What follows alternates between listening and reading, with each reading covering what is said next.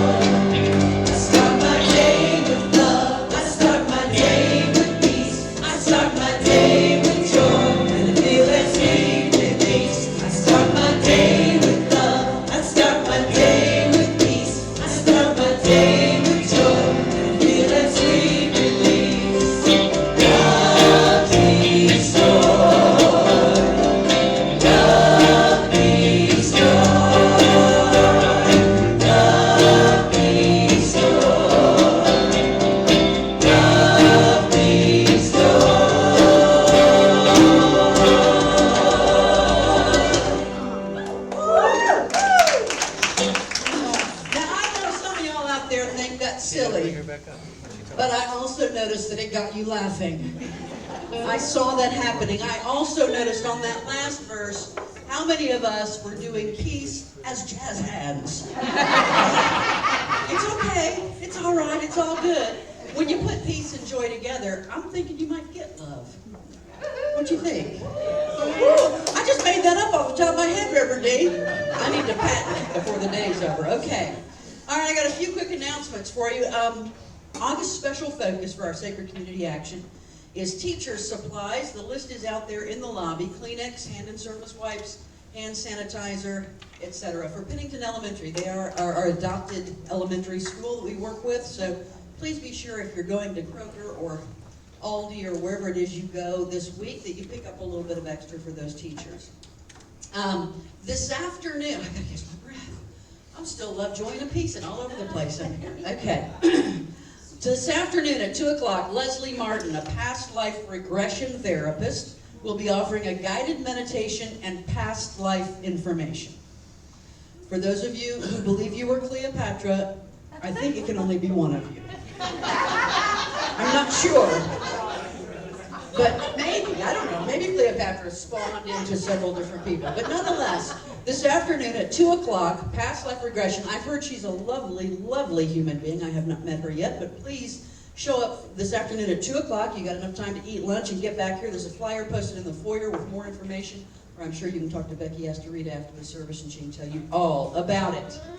Number 3, it's on my next page. I got to get my notes right here. Saturday, August 31st, Soul Healing Sessions with Becky Astorita and LaDonna Noth. Did I say that correctly? Okay, good. Please see posted flyer for more times and more information or speak with Becky. That's coming up Saturday, August 31st. And then finally, this gift of change. Remember this last week when we did this? We started the gift of change bucket, right? We're going to do it again today, and I noticed somebody already's been stocking up all week long. So we're going to do it again today, but then we're going to start doing it on the last Sunday of every month.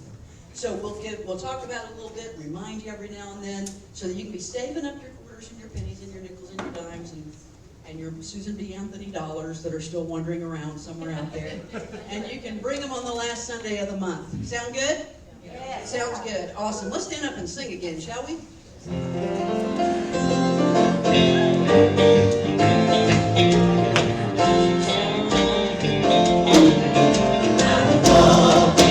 I will talk it, I will be loved every day. I will live it, I will give it all along the way. If we want the world to see the love that lives in you and me, we gotta walk it, talk it, live it, give it every day.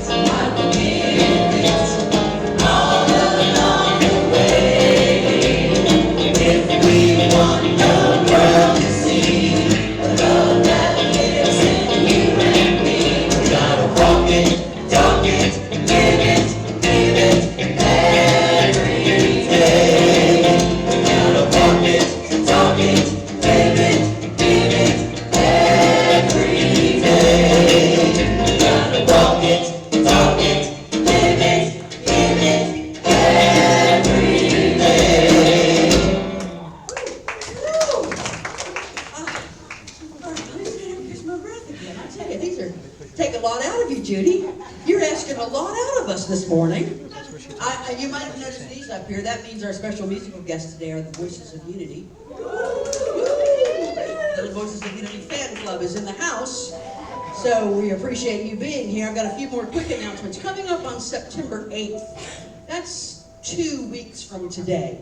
2 weeks from today, after the service, September 8th, we have a town hall meeting. Now, that's when our entire community comes together. This is required by our bylaws to have a couple of these every year. So please plan on sticking around September 8th, 2 weeks from now. Also, just a reminder, if you've been hanging out with us for a while and thinking that maybe you might want to become part of what's going on here, there's a membership table back there with new member information. Please be sure to stop by after the service and get some information about becoming a member. Lunch Bunch and our Wednesday evening classes are going on as usual. Lunch Bunch meets Wednesday at 11:30. They're looking at the Gift of Change by Marianne Williamson. Make sure you see the connection there. All right, the Gift of Change. And then the Wednesday evening class, of course, is the 4 Agreements by Don Miguel Ruiz, a Toltec wisdom book. Come on out and join us for either or both of those. V? Good morning. I'd like to say something about Deb, but I don't know quite what to say.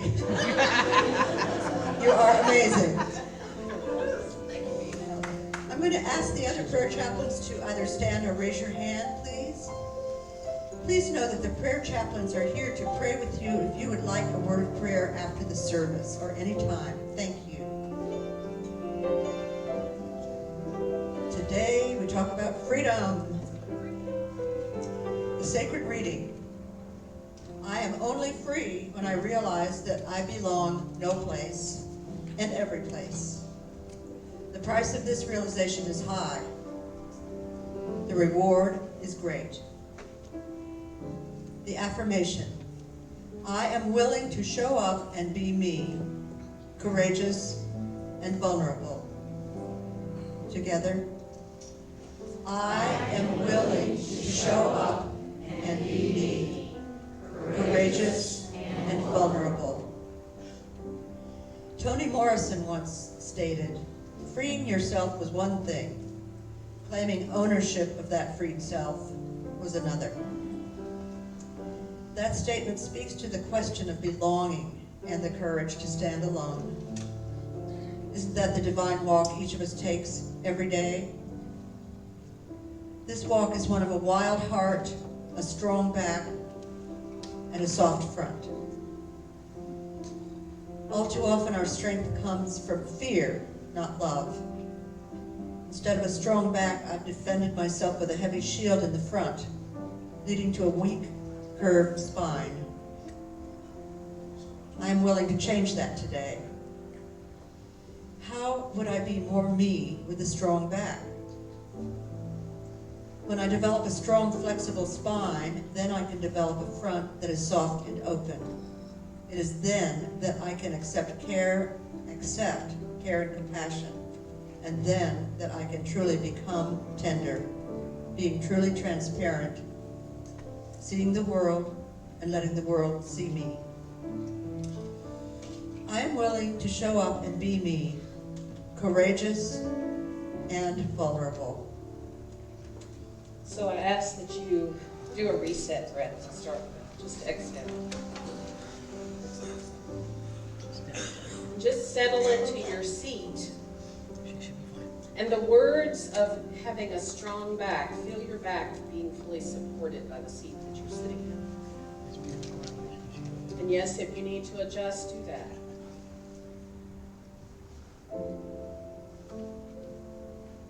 And so what does it feel like to have your back fully supported?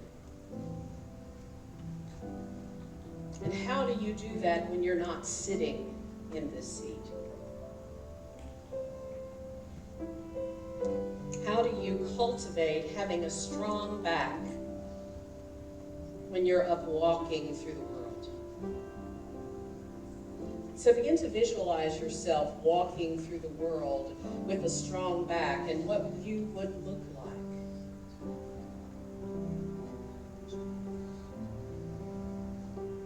And the things that you would be willing to say with a strong back.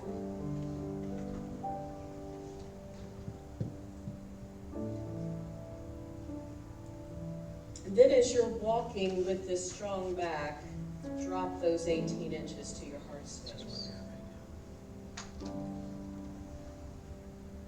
Because not only do we have a strong back, but we have a soft front, a heart.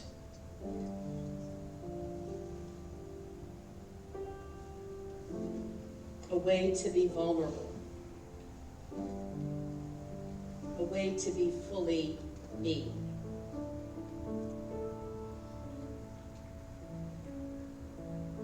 And so in this now moment,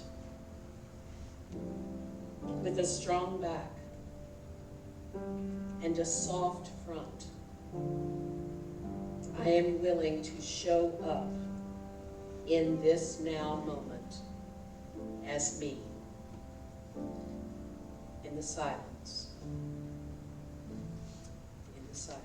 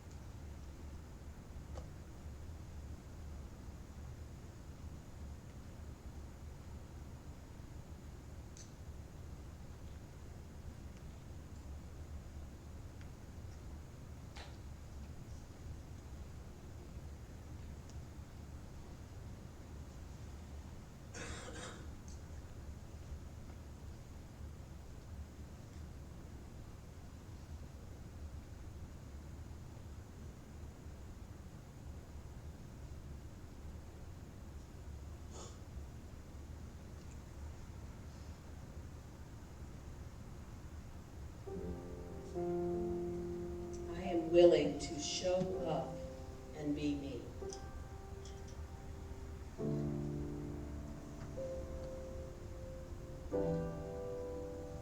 I am willing to take ownership of me.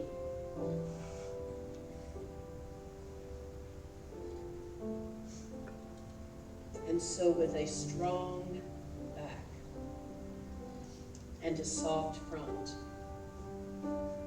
I can become courageous and vulnerable.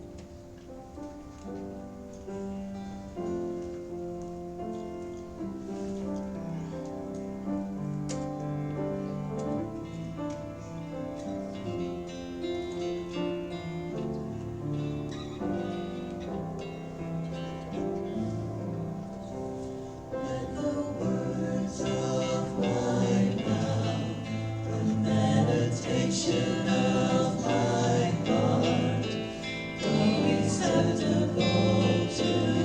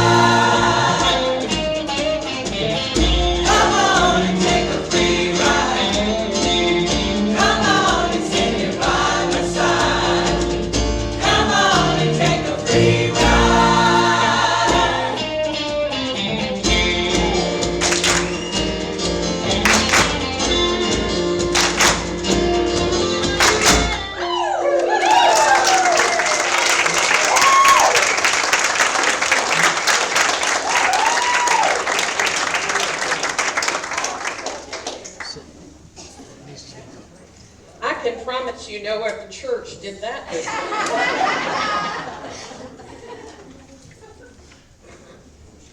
So what would that look like? A free ride. Ain't no free lunch.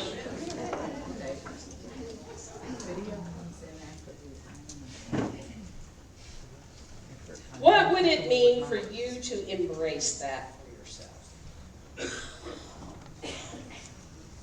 This has been a very interesting week for me. Because along with everything else I do, I spent 8 hours in a safety workshop with almost 300 men, and I was the only woman. Most of us were ministers of a church or a part of the safety team of a church, and they were talking about shooters coming into your church and what to do and what not to do and how to keep your children safe from sexual offenders and blah-de-blah-de-blah-de, and that was heavy for 8 hours.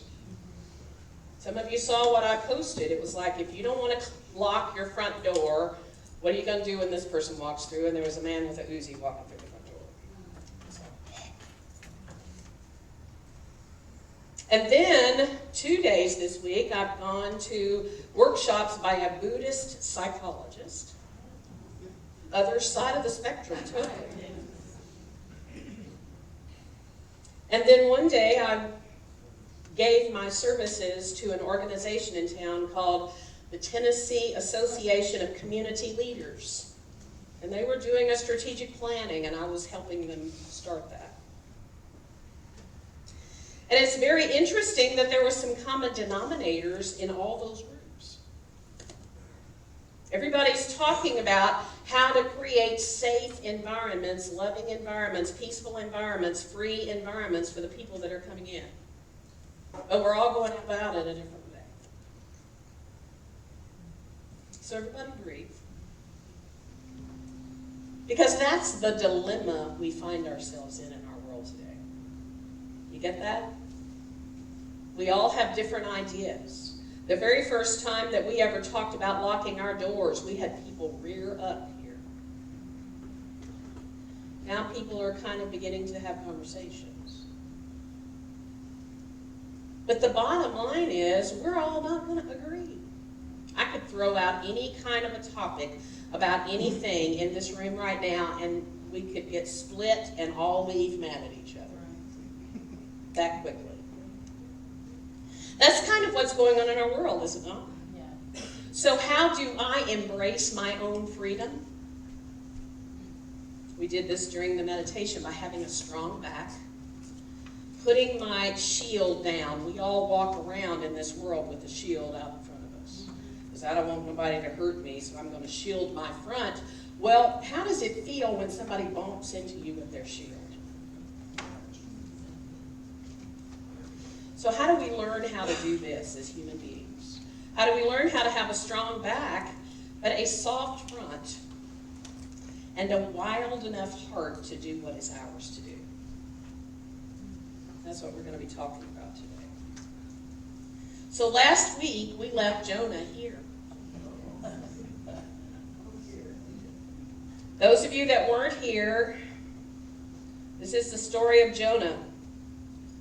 He got a very strong download or information from Spirit or God that he was supposed to be the one to go to Nineveh and talk to the people. Now, you're like, how is that relevant to us? You know what he was supposed to talk to them about? Whether they were going to choose war or peace. Now, you know why it's relevant to us? And you know what Jonah said? No, I don't want to do it. I don't want to do it. Why do you think he didn't want to do it? Oh, he was afraid. Because he knew who the people in Nineveh were. You ever been the one to go into a group of angry people and tell them they needed to breathe and be peaceful? What's that like? Strange.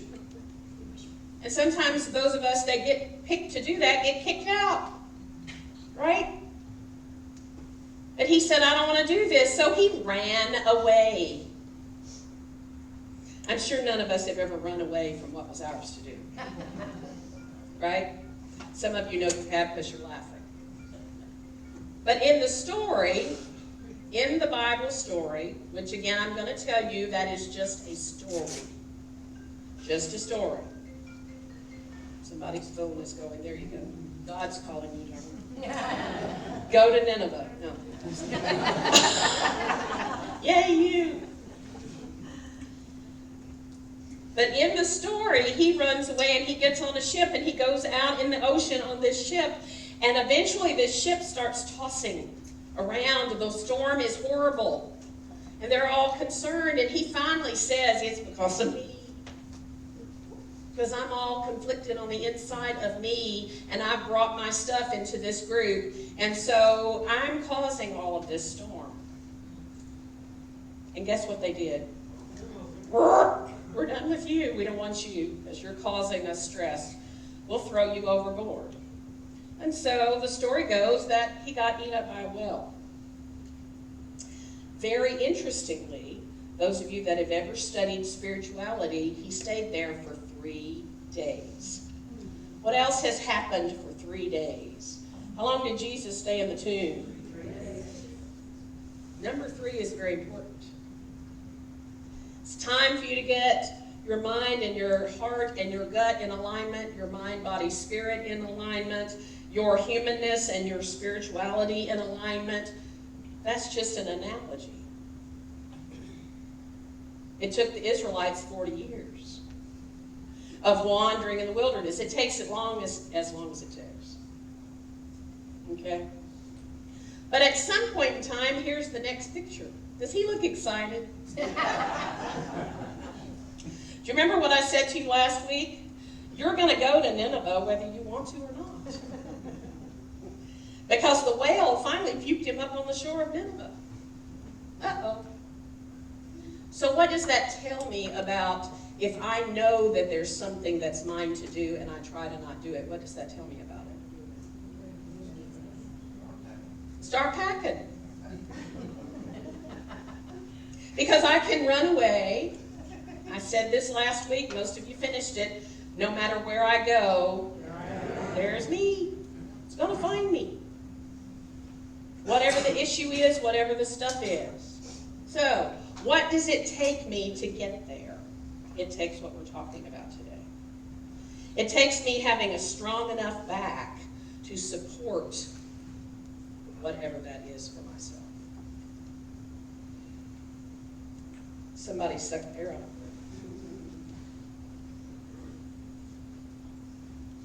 Sometimes we want other people to support that for us. Until we can get there. It really works the opposite way. So breathe for a minute. Because I know a lot of us think if I can get enough people to believe in me, then I can do this. If you have a strong enough back, people will believe in you. Do you know that? But the other piece is you have to have a soft front because nobody's going to come up to you with your shield up. So how does that all work? What does that look like?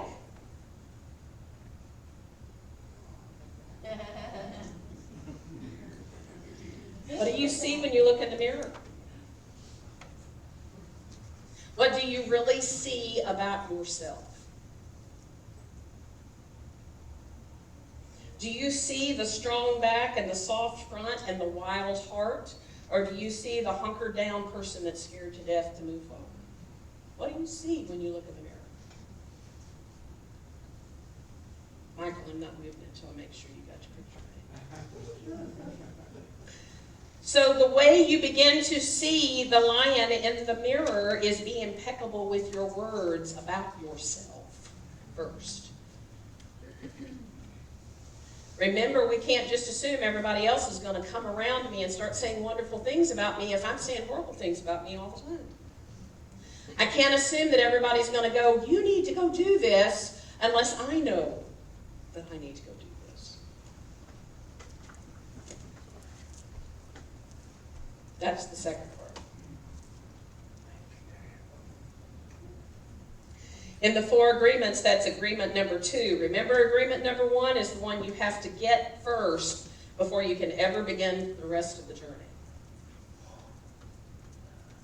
But when you begin to take things personally that other people say about you, and hear me, we talked about this infinitum Wednesday night, that is positive things and negative things. We want people to say positive things, don't we? Don't we? But do I take all of those personally too? And I don't even really know that for myself. It's really nice when somebody tells me you're a bag of chips and all that, but if I don't know that for myself, then I'm still hunkered like this, waiting for somebody, please, dear God, somebody say something nice. Don't take anything personally. Just let it pass through. That's that person's opinion. It has nothing to do with me. You're sucking the air out of the ring. Because we want to take those personal good things from other people. But if I don't take the bad things, I don't take the good things either. I don't take anything personally. Can you hear that? Have a conversation with somebody next to you and you don't even know what you're having a conversation about, but what's going on in your mind right now, in this moment.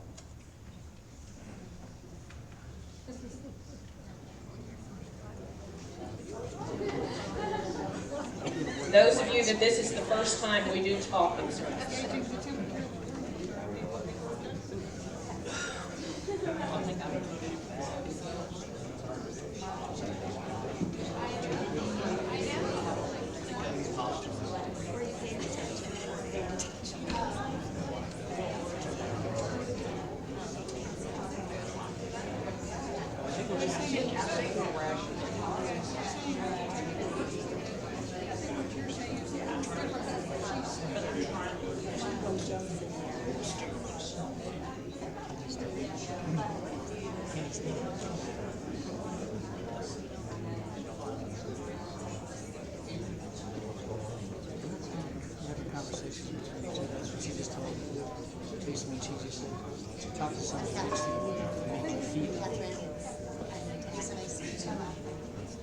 So I want you just to push the pause button because you're going to watch something and then you're going to continue this conversation. So I just want you to watch the screen.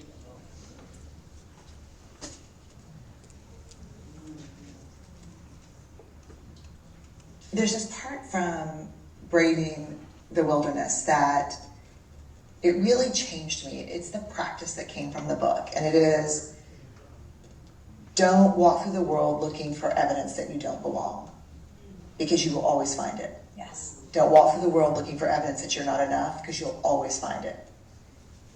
Our worth and our belonging are not negotiated with other people. We carry those inside of our hearts. And so for me, I know who I am. I'm clear about that. And I'm not going to negotiate that with you. I will negotiate a contract with you. I will negotiate maybe even a topic with you, but I'm not going to negotiate who I am with you. Because then, and this is I think the heart of the book, then I may fit in for you, but I no longer belong to myself. And that is a betrayal I'm not willing to do anymore. I spent the first 30 years of my life doing that.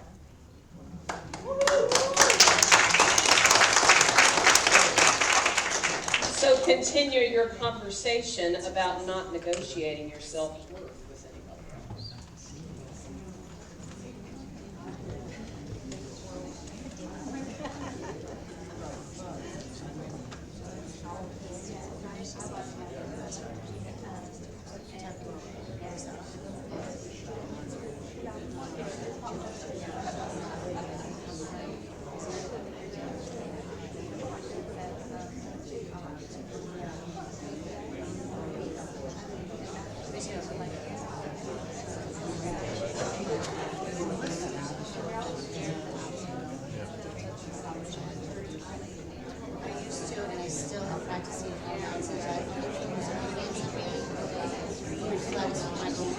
like other people's opinions and beliefs, and I'm contingent on my work. And I think women in general, we still have to raise them in order to fit.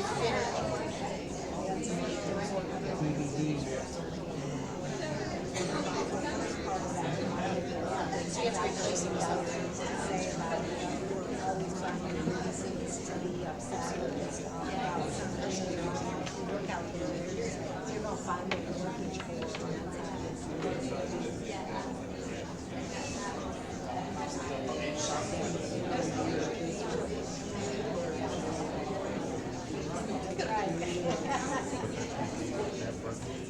Oh, it does, I'll take it. Bring it back. So I hear there's a lot of energy around that. Yeah. Because I think probably all of us sitting in this room at some point in time have felt like we had to negotiate our self-worth with somebody. And it feels icky. There are times when all of us probably at some point in time have attempted to negotiate our self-worth with somebody.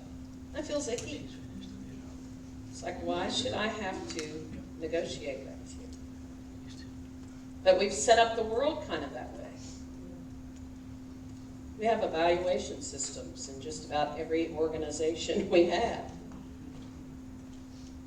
And think about how it feels when somebody tells you, you didn't make the mark. Then what? Now hear me, I don't know how to do that differently.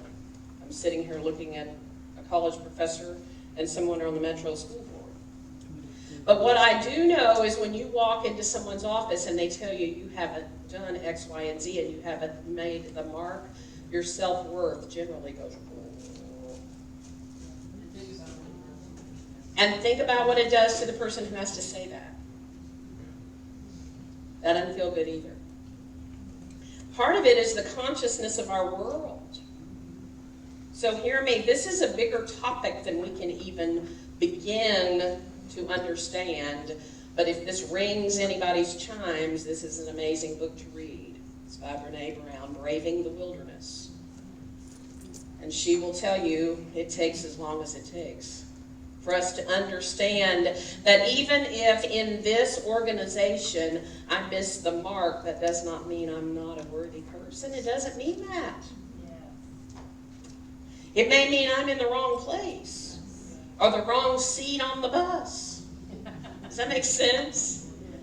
But it doesn't mean I'm a bad person.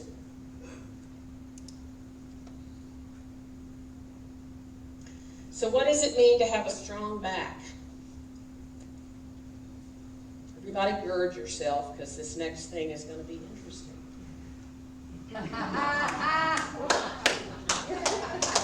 What does that look like?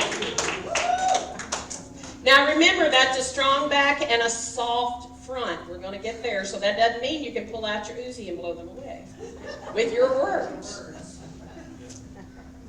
There's a balance there. But how do I speak truth to bullshit?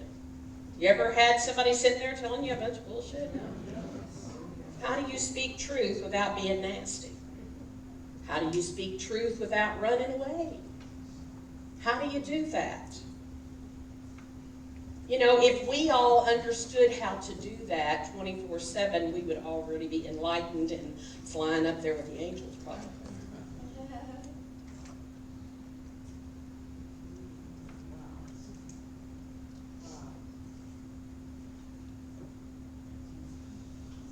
I had a leader in this church one time that no longer is here because he and I had a difference of opinion with this. And it was not that I won and he didn't, but he said, I cannot stand in this because I have to be Switzerland. I don't want to take any sides.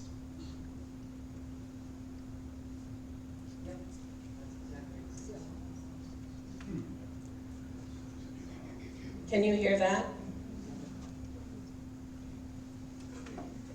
You know, I worked in metro schools long enough and dealt with bullies enough to know you cannot be neutral.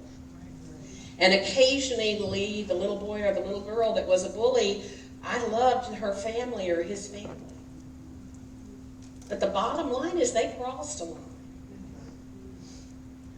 And I couldn't remain neutral. I had to say what you did. I sat with a child one day and there was laws on our books or policies on our books that say if you bring a knife or a sharp object that is more than a certain number of inches, and you probably know what it is off the top of your head, I can't remember, you will be expelled from school. Not suspended, but expelled, and you have to go to another school. This little girl was 8 years old. And to make matters worse, both her grandpa and her daddy were marching band directors. You know what she's done all her life. So they knew me. And they thought if they came in to see me, and Carolyn would, that it would all be okay. Because she didn't mean to. It was a Zelda sword. Anybody ever seen kids play the game Zelda? And the blade was that long. And she could have stuck it in somebody. Could have. And it could have hurt somebody. But she brought it to show somebody because she thought it was cool. What do you do in a situation like that? What do you do in a situation that you all will hear about if you choose to come to our meeting that we're going to have on the 8th, where we had a person that was in this meeting that went out in the lobby and became belligerent? We can't remain neutral in a situation like that if somebody has the possibility of getting hurt. It's not that we don't love people. You ever known somebody that was a really cool person and all of a sudden they lost a cog? They just kind of went off. Like, whoa. What do? Strong back. That means I know the truth of what is.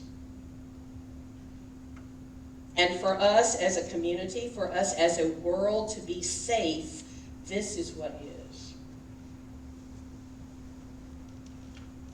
Speaking against power structures carries a price. Did you realize that? Always. You know about that, my dear. Moses. I'm not going to tell all that story, but Moses had to go up against Pharaoh. Uh-oh. Up against the person that was the highest ranked official in that country. And say, you can't do this anymore. What do you think he did when God said, hey, honey, this is yours to do? Please no.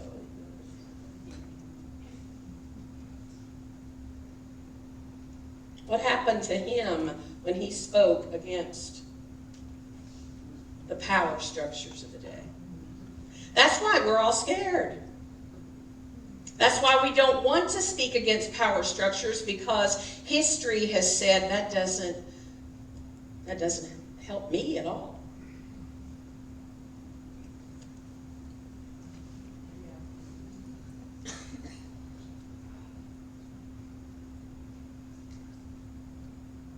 It's Rosa Parks, in case you don't know.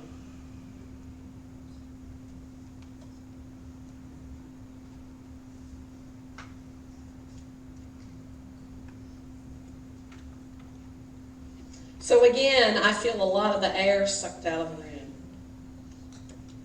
And the reason I know I feel that is that there are people in this room that know what you're supposed to be doing. You really know. But you would rather go home this afternoon and sit in your lounge chair and click your clicker and drink coffee or tea or something stronger than that, because that's easier. But when nothing changes, nothing changes.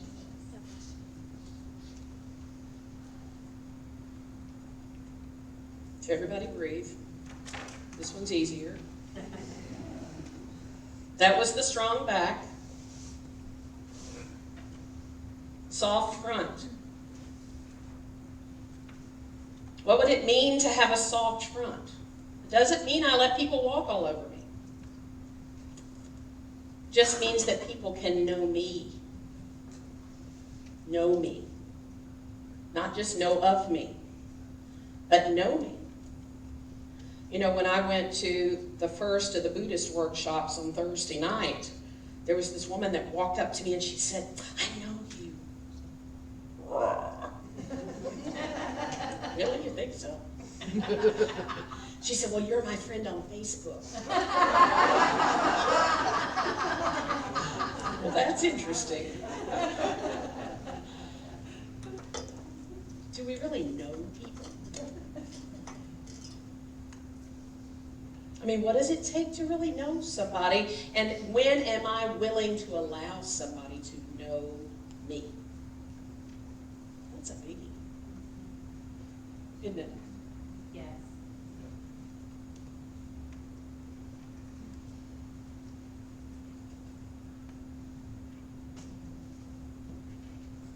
Now, that's not about literal, even though you can. We do it here every Sunday morning. That's why my daddy didn't like it here. You don't have to hold hands. I want to hold hands with people I don't know.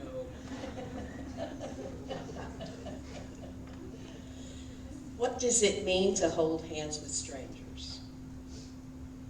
Talk to somebody next to you about what does it mean to really hold hands with strangers.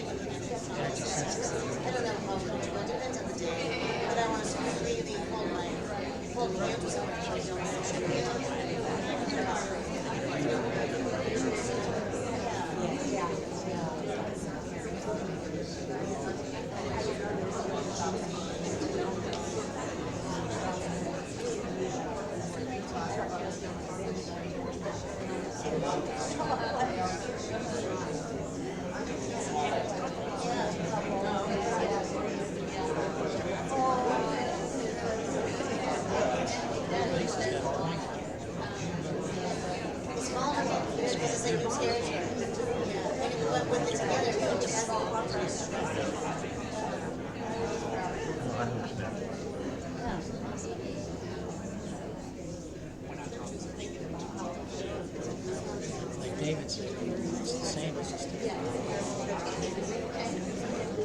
everything's in a different place.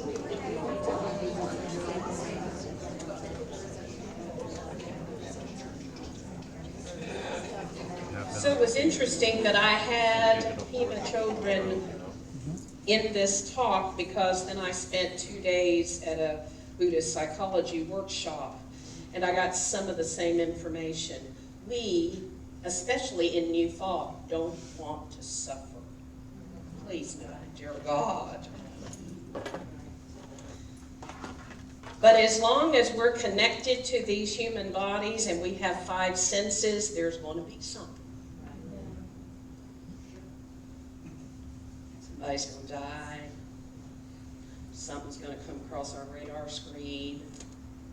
So until we admit the fact that we are human beings having a spiritual experience, but we're human beings. And sometimes my leg's going to hurt. Sometimes. Sometimes I may experience some sort of illness or disease. That doesn't mean I can't heal it. That doesn't mean I can't do something different. But sometimes, but some of us in our world today have decided we don't want to do that. So I just want you to hear this. because it's probably why some of us push people away or say, I'm not going to be around those people, or I'm not going to talk to those people, because we hurt. And we don't want to. So everybody breathe. These are her words. This lousy world and these lousy people and this lousy government and this lousy everything, lousy weather, blah, blah, blah, blah, blah. We're pissed off. It's too hot in here. It's too cold in here. I don't like that smell. The person in the front is too tall. The person sitting next to me is too fat. That person's wearing perfume and I'm allergic to it, and oh, they're burning sage again.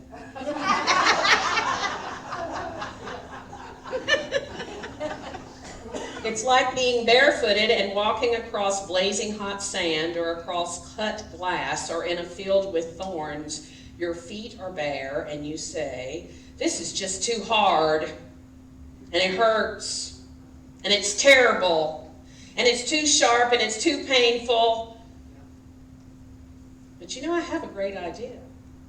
I'm just going to cover everywhere I go with leather. So it won't hurt. Spreading leather everywhere you go so you can cover the pain is like I'm going to get rid of her. Everybody breathe. And get rid of him. And I'm going to get the temperature right. And I'm going to ban perfume in the world. And there's going to be nothing that bothers me anywhere ever again. And I'm going to get rid of everything, including mosquitoes and ants. Anything that bothers me. Anywhere in the world. And then I'm going to be a very happy, contented person, right? We're laughing, and those are her words. But it's what we all do. That's how we approach life. We think if we could just get rid of everything or cover it with leather, our pain would go away. Well, sure, because then it wouldn't be cutting our feet anymore, right? That's just logical. But if you simply wrap leather around your feet, in other words, if you put shoes on, then you could walk across the boiling sand and the cut glass and the thorns, and it wouldn't bother you, right? So the analogy is, if you work with your mind, instead of trying to change and cover everything on the outside, how would everything cool down? Show up for collective moments of joy and collective moments of pain, so we can actually bear witness to this human condition that we live in. Now continue your conversation for a moment before we end.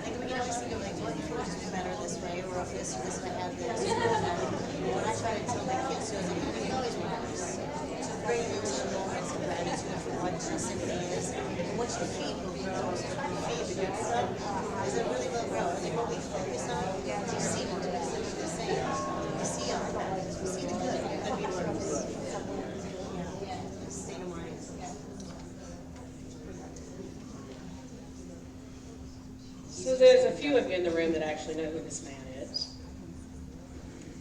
But I put his picture up there because he helped me at a time when I didn't want to see all of this, see it. Both of my boys were in the marching band at McGavock High School.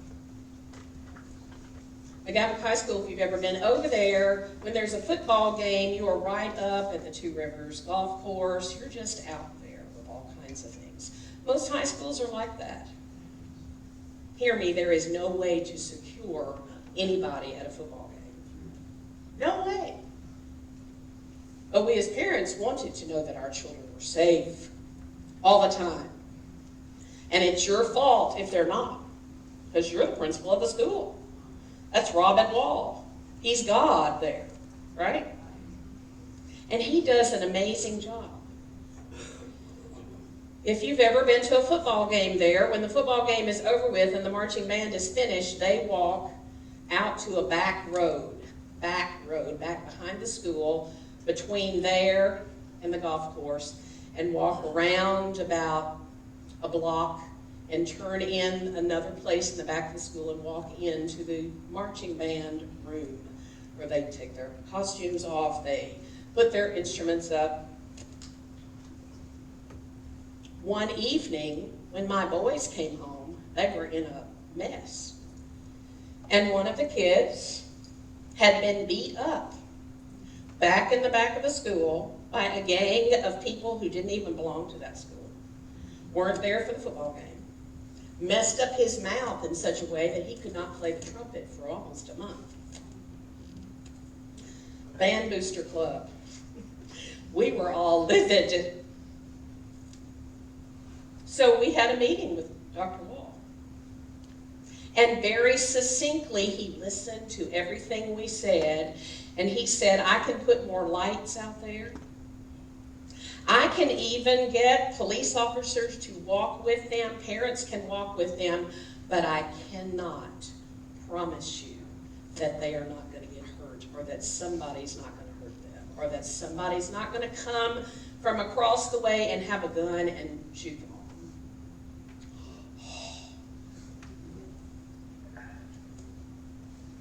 So everybody breathe. That's the reality of the world we live in. We can stand in here and affirm all day long, I am free and well and bloody, bloody, bloody. And then I might be in the wrong place at the wrong time and something weird go on. And I'm not here to scare anybody. I'm saying, how do we live in this world today for such a time as this? We have to have strong backs. We have to have soft fronts, and we have to have wild hearts, and we have to know where we belong and where we don't. I can promise you for the rest of that school year, all of us parents walked on both sides of the kids while they marched back to the band room. We just did. And yes, we had police, and yes, they put more lights out there. And the bottom line is, anybody been to a high school football game and you can't know who's going to come in. You don't have a clue.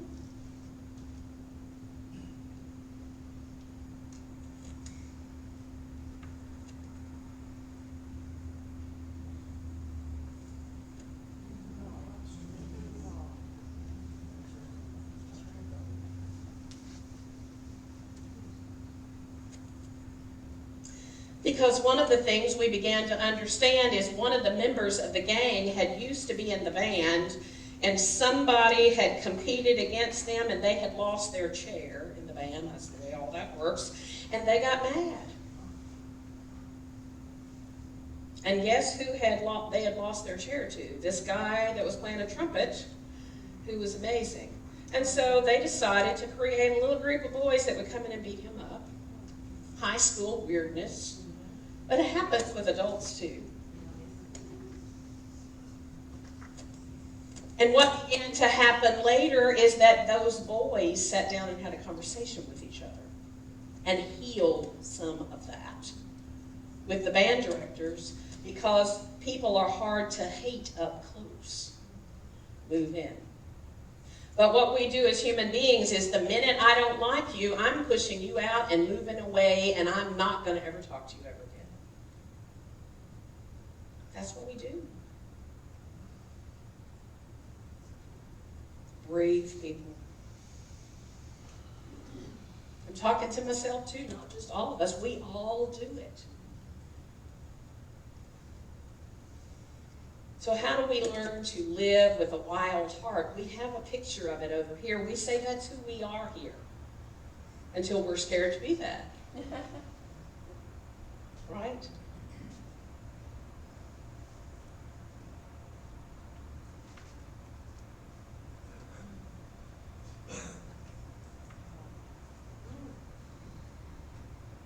A wild heart can beat with gratitude and lean into pure joy without denying the struggle in the world.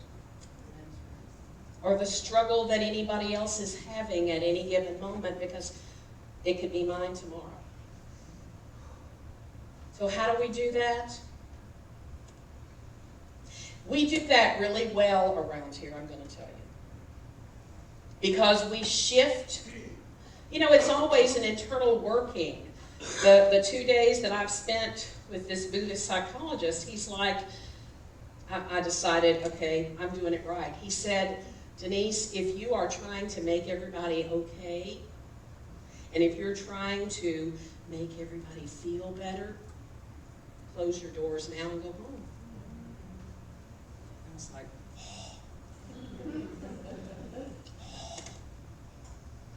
the work is in here, people. It ain't out there. What I watched at McGavock High School with some marching band kids is that was healed because they pushed in and pulled that guy up close and had conversations. Not because they went, we don't like you anymore, get out of here. And even the boy who had been beat up was a part of those conversations. So how do we do that? We have to do our own inner work, and we have to do our mind work, because we are more than human bodies.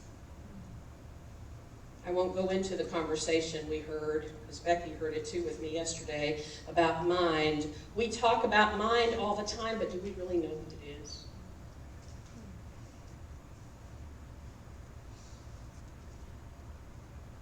Would you go to a doctor and let them operate on your heart if you said, now do you know what the heart is? And they went, not sure.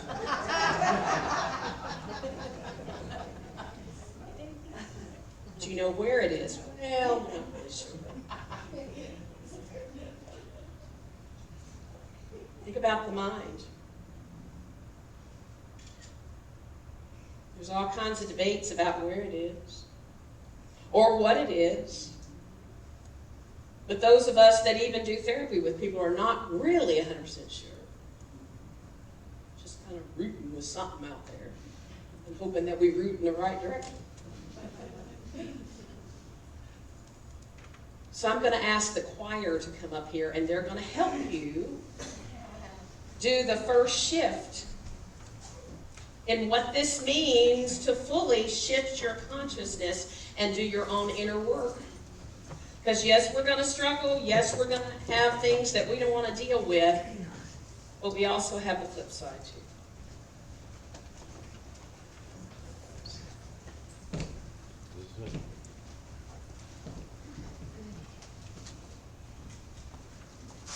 Everybody kind of gets her thing done.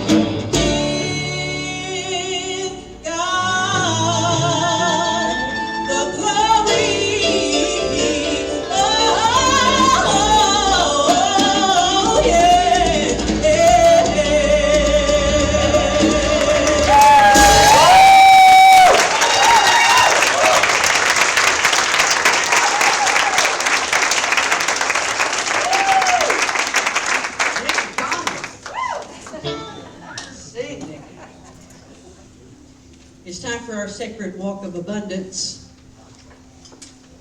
we're gonna move a P-nanner out of the way for you here. That's how we say it in the South, P-nanner. For those of you who are here for the first time, this is our opportunity to give back to our spiritual community. Tithes, gifts, and offerings go in the crystal bowl. Okay, don't make it fall off. Change can go here. We'll start doing that once again at the end of the month, the last Sunday of the month, but we'll do it again today, and there's an affirmation in the bowl. Take your tithes and offerings in your hand and say the affirmation with me, please.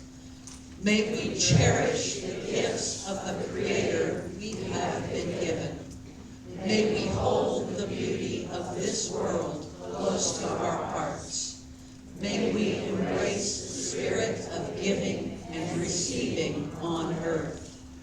May there come to all people, all animals, all living things, an abundance of the earth's greatest gifts: health, love, peace, and overflowing joy. In the name of all that is holy, we say amen and amen.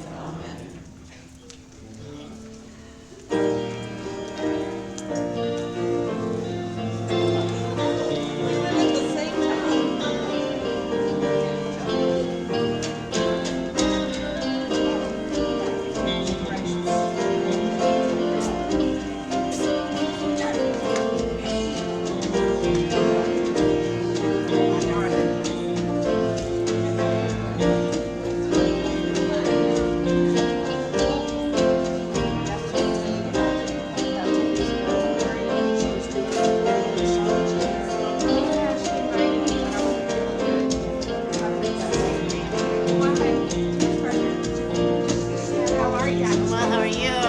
How's the little boy? Is his shiner gone? Almost. He's very faint now. Just in time for him to get another one. Right? That's how it goes. I got boys, I know.